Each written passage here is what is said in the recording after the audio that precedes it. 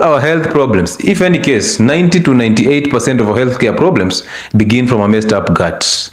Now we've pushed the gospel of messed up gut and fixing the gut and fixing the kitchen all through, and it has now become a household afresh of fixing the gut and fixing the kitchen. However, what do we mean by fixing the kitchen?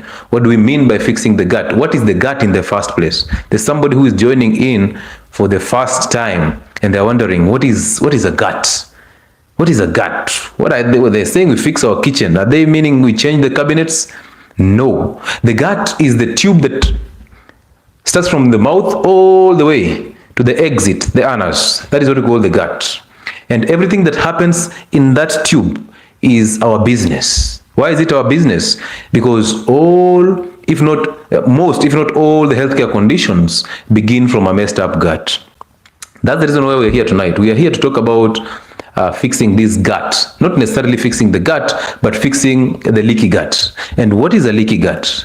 Number one, understand this, that you have a stomach or you have a gut.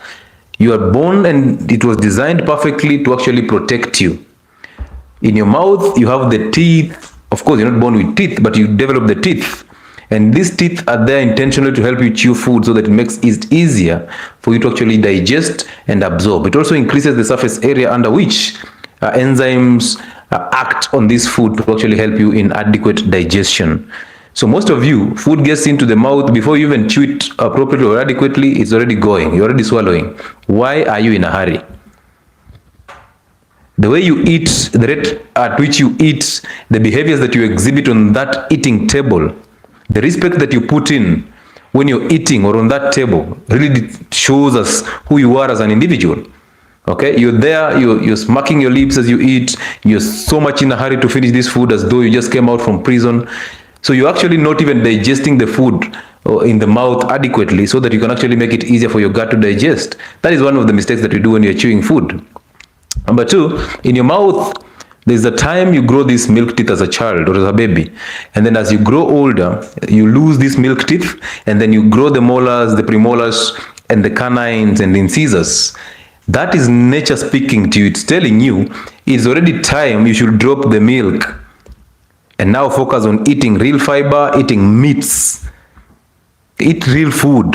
Of course, milk is real food. Breast milk is real food. However, there's a time that comes when you have to drop milk from either your mother's breasts or from a cow. Why are you so fixated on milk? And I realized the truth is milk has lactose. And lactose is a sugar that is actually converted again to glucose. So therefore, we are addicted to milk because it is sugar. So take time when you're digesting that food in your mouth. Take time.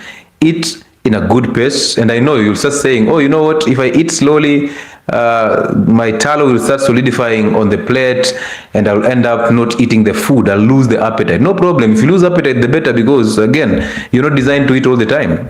That is even a privilege that you will actually push a fast. So eat in a rate that is actually reasonable. Enjoy the meal and let now the gut do the rest. Once you've pushed the swallowing, now everything remains to the gut. It's not now your business. The business now remains for the stomach and the enzymes and the microorganisms all the way to the time that you will defecate, maybe 16 hours after eating. So now, a leaky gut is where, you see, this is the stomach. Let's say this is the stomach wall. This is the inside part of the stomach. This is the outside part of the stomach. So inside the stomach, we have an acid, hydrochloric acid, a very strong acid that can actually melt a spoon if you happen to swallow one. And that acid is there intentionally to help you in several things. I've talked about this over and over, but I'll repeat it. So the stomach acid is there intentionally to help you digest protein, because you cannot digest protein without something called pepsin. And pepsin is produced in its inactive form, that is pepsinogen. Why? Because it produces pepsin as an active agent, that pepsin. It is very strong and it can end up destroying your stomach wall, because the stomach wall is actually made up of protein. So it can destroy that. So it's produced as pepsinogen, and the compound that converts it from pepsinogen to pepsin so that it can help you digest protein is this acid called the hydrochloric acid. And God was very clear when he was trying to design this gut.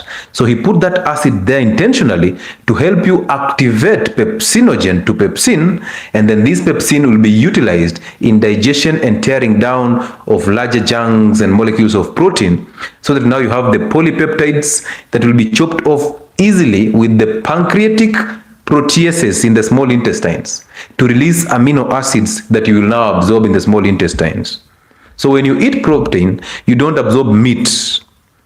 When you eat meat, what you absorb is amino acids. And these amino acids are the ones that are used to form hormones and neurotransmitters. And some of them are used for muscle development and repair.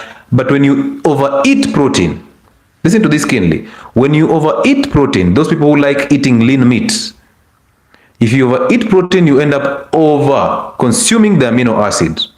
And excess of these amino acids, after you've formed neurotransmitters, the hormones, and you've repaired the muscles, excess of that amino acid is now converted to glucose and then stored as fat.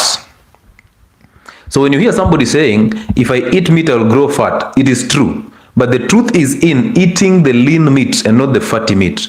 One of the reasons why we tell you to eat fatty meat is because we want you not to overeat the protein, because fats are satiety foods. They suppress your appetite, and therefore you will not end up overeating the protein. And that is what we want. And fat is very necessary because we want that cholesterol. Okay? Once you've understood that, we keep moving. So there are other people who tell you that meat will stay in your stomach for 8 hours and plus, so do not eat meat. That is a lie. The reality is they don't want to accept the fact that they have messed up their stomach acid so badly, they have weakened their stomach acid, and now they cannot digest protein optimally or adequately. So when you don't have a strong acid in the stomach, that meat will stay in that stomach for the longest period of time. That is true. But accept the fact that it is your problem. You eat all the time. You take antacids, you take the PPIs, you neutralize stomach acid, and you are now unable to digest protein. So don't blame protein. Blame what you're eating that is actually neutralizing the stomach pH. So this is your gut. This is your stomach. Inside here we have a stomach acid. We said one of the reasons why it's there is to help you digest protein. Another reason is to help you destroy microorganisms that are coming into the stomach with food or water or even air. So you know that now you're eating food, and food is coming in with microorganisms, water is coming in with microorganisms, and for you to protect yourself from this, God again designed it perfectly that you have a strong acid in the stomach. This is the reason why if you have a strong acid in the stomach, you'll never have to worry about typhoid. You'll never have to worry about H. pylori.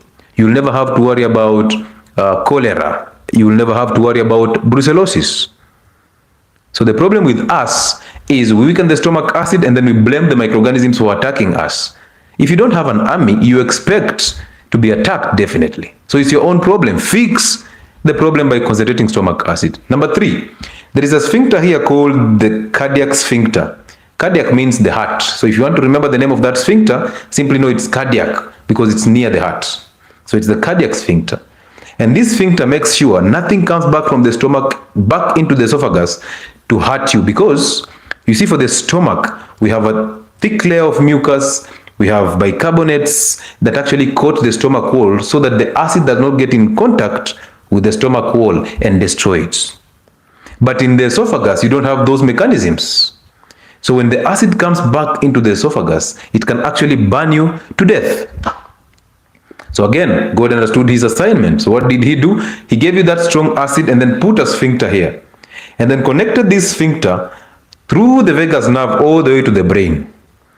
Now, when you have a strong acid in the stomach, the body knows that if this acid comes back, you don't have an esophagus. So this sphincter has to close. So the vagus nerve instructs this sphincter to close and tighten up so that every content goes in one direction towards the exit. But if you weaken the stomach acid, a message comes in and this sphincter opens up. And now the weak acid comes back. So whatever you hear here and you call it a heartburn, that is called a reflux disease. And that reflux is basically a weak stomach acid, and now this sphincter is opening up.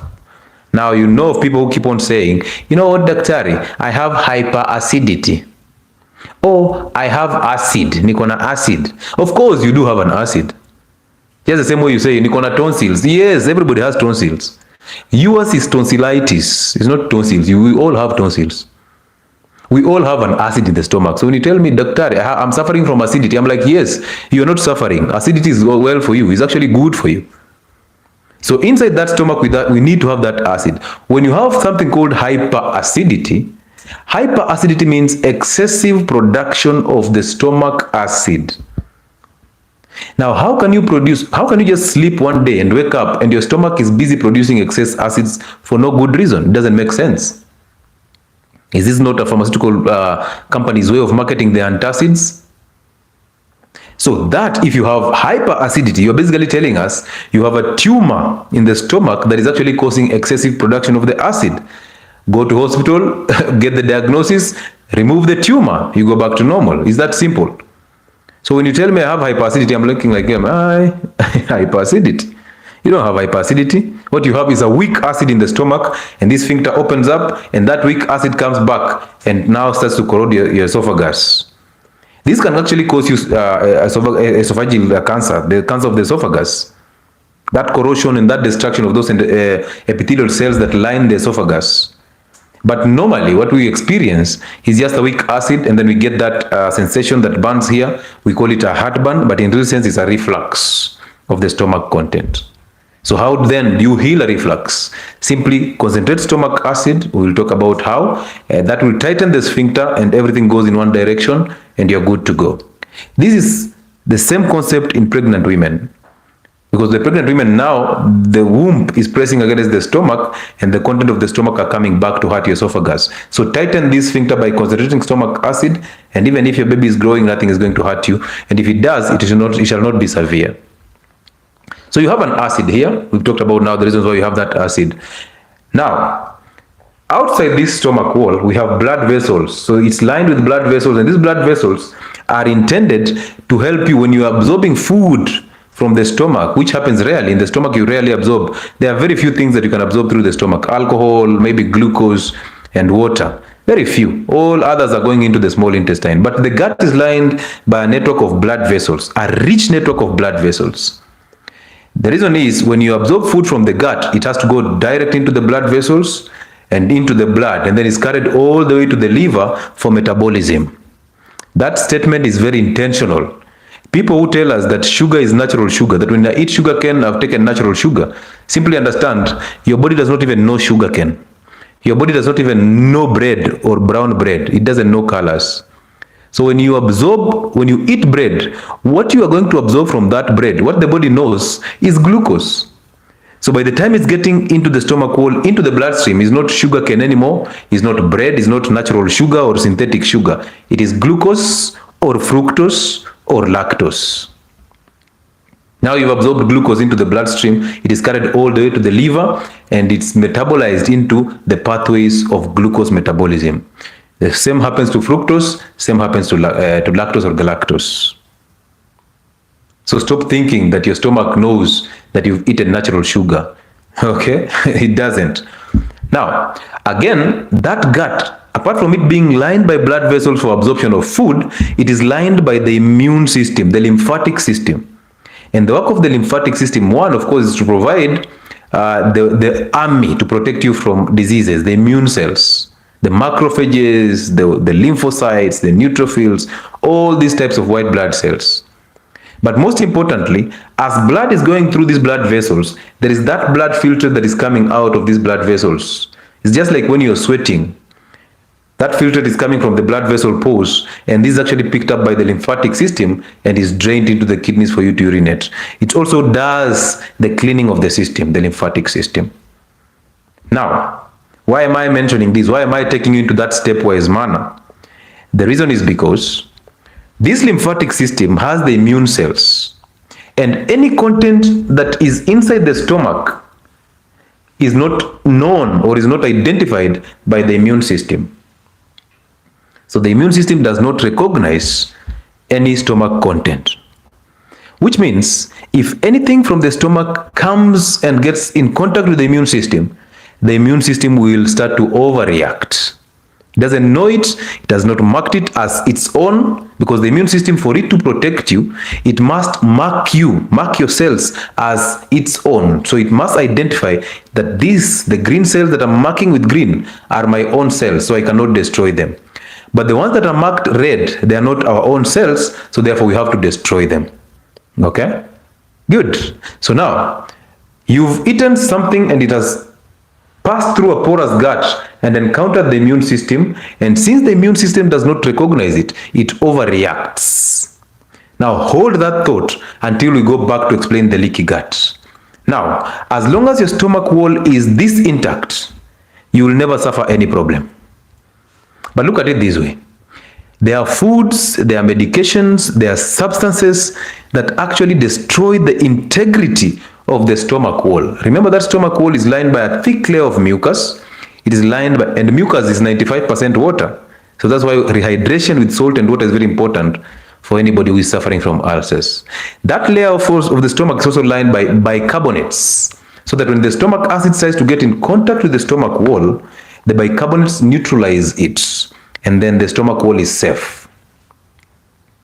Now, there are foods like the wheat products, we've mentioned them, the inflammatory foods, the wheat, the seed oils, sugars, alcohol, medications like antacids and the PPIs, medications like NSAIDs, the non-steroidal anti-inflammatory drugs, ibuprofen, aspirin, meloxicam, the coxibs, but the coxibs are really too safe in the stomach.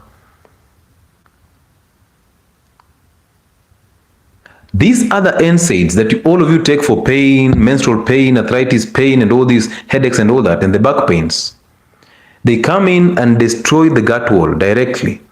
They cause perforations in the gut wall. They alter the integrity of the gut wall. They destroy the bicarbonate structure of the gut wall. They destroy the mucus structure of the gut wall. For example, steroids that are used in the gym and steroids that you people inject to protect you from arthritis or pain or even stress levels that are actually caused by a lot of things in your system. The dexamethasones, the hydrocortisones, the prednisolones that you guys take for asthma, for arthritis, they alter the integrity of the gut wall by reducing the mucus layer of the stomach wall. Therefore, they expose your stomach wall to corrosion by the acid. That is now what we call gastritis. And when this gastritis takes a long period of time, you end up suffering from ulcers, because ulcer now is a wound. Gastritis is inflammation of the stomach wall, but arthritis, no, but ulcer is now a wound. So gastritis, chronic gastritis, causes you the ulcers. So by the time you're exposing yourself to ulcers, you've actually eaten yourself to where you are. So when you come with sympathy, oh, you know, my acid in animaliza, it is supposed to finish you, because you're actually feeding yourself with very bad foods that are actually destroying your gut integrity. But I understand you don't have the information, and if you have the information, you have the wrong information. The system has fed you with the wrong information. And that's why here you come with an open mind, you sit back, you unlearn, and then we help you relearn new information. Because 90% of the health, or even most of the things that we've learned along the way, they're lies. They're lies because somebody slept in class. They did not go deeper into it to understand what really happens. So they are manipulating you through their own lies to basically market the products that are coming from pharmaceutical companies. At this moment in time, I don't expect you to be going to hospital to treat ulcers. I don't expect you to be scared of H. pylori and H. pylori induced ulcers, because these are things that you can actually fix at home. So now, anything that alters the integrity of that stomach wall and causes this perforation in that stomach wall, because when you start separating these cells that line the stomach wall and you create these tiny spaces into these cells, because those cells are supposed to be intact. But when you create these spaces between those cells, that is what we call a leaky gut.